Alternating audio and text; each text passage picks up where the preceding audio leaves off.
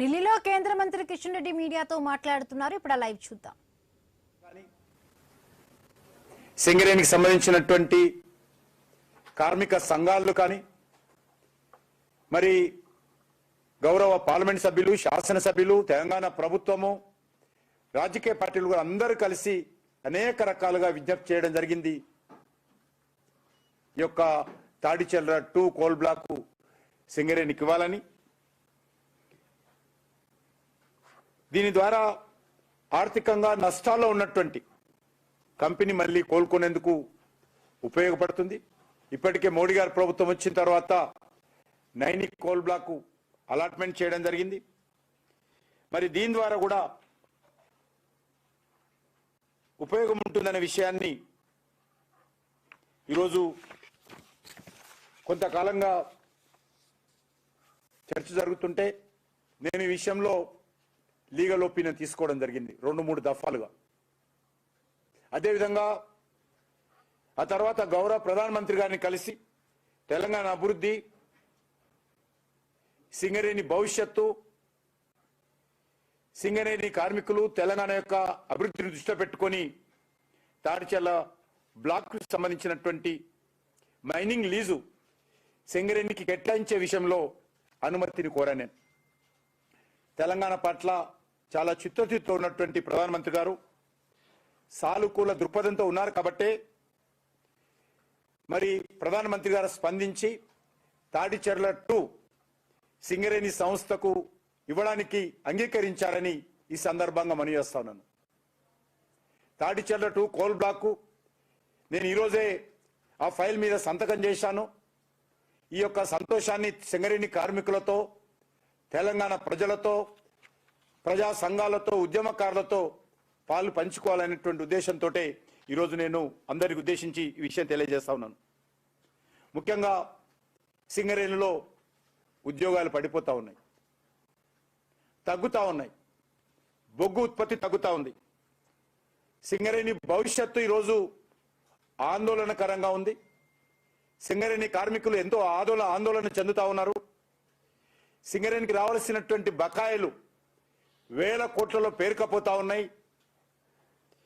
మరి ఇలాంటి పరిస్థితుల్లో కేంద్ర ప్రభుత్వం తరఫున వేలం పాటల్లో కాకుండా 2 బొగ్గు గనుల మరి సింగరేణికి అందించే విషయంలో ఏ రకంగా సానుకూలంగా ఉన్నదో నేను ఇప్పుడే తెలియజేశాను. అది నైనిక్ కోల్ బ్లాక్ కావచ్చు, తాడిచెర్ల 2 ఈరోజు కేంద్ర ప్రభుత్వము ప్రధానమంత్రి గారి ఆదేశంతో అంగీకరించడం ఏదైతున్నదో చాలా సంతోషమని ఈ సందర్భంగా మనవి చేస్తున్నాను. ముఖ్యంగా 182 మిలియన్ టన్నులు బొగ్గు ఉత్పత్తి చేసుకోవడానికి తాడిచెర్ల 2 కోల్ బ్లాక్ లో అవకాశం ఉంది.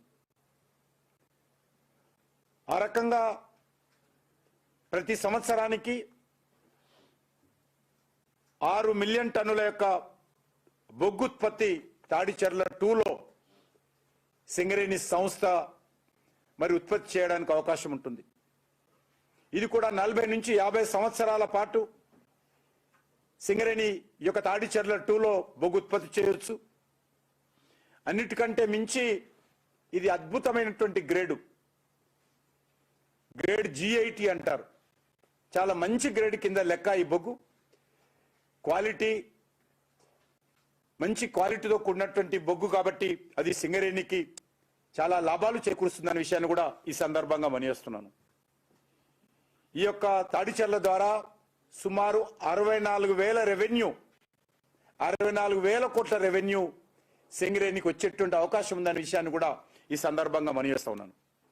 అంతేకాకుండా ఈ యొక్క సింగరేణికి నేరుగా ఇవ్వడం ద్వారా సింగరేణికి ప్రీమియం కింద సుమారు 2,500 నుంచి 3,000 కోట్ల అదనపు ఆదాయం కూడా, లాభం కూడా సింగరేణికి చెందుతుందన్న విషయాన్ని మనం చేస్తా ఉన్నాను. దీంతో పాటు తెలంగాణ ప్రభుత్వానికి కూడా 16,000 కోట్ల రూపాయల రెవెన్యూ ఈ తాడిచెర్ల 2 బ్లాక్ ద్వారా మరి లభిస్తుందన్న విషయాన్ని కూడా ఈ సందర్భంగా మనం చేస్తున్నాను. ముఖ్యంగా ఈరోజు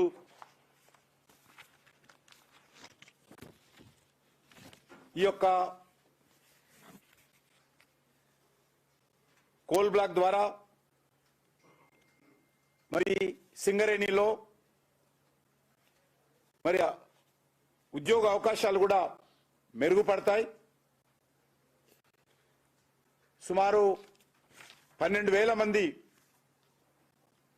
ఉద్యోగాలు అదనంగా తాడిచెర్లలో మనము ఇవ్వడానికి అవకాశం ఉంటుందని 1200 ఉద్యోగాలు ఇవ్వడానికి అవకాశం ఉందనే విషయాన్ని కూడా ఈ సందర్భంగా మనవి చేస్తున్నాను. నైని కోల్ బ్లాక్ లో 1500, తాడిచెర్ల 2లో 1200 కొత్త ఉద్యోగాలు కూడా అక్కడ జనరేట్ అయ్యేటువంటి అవకాశం ఉందనే విషయాన్ని కూడా ఈ సందర్భంగా మనవి చేస్తున్నాను.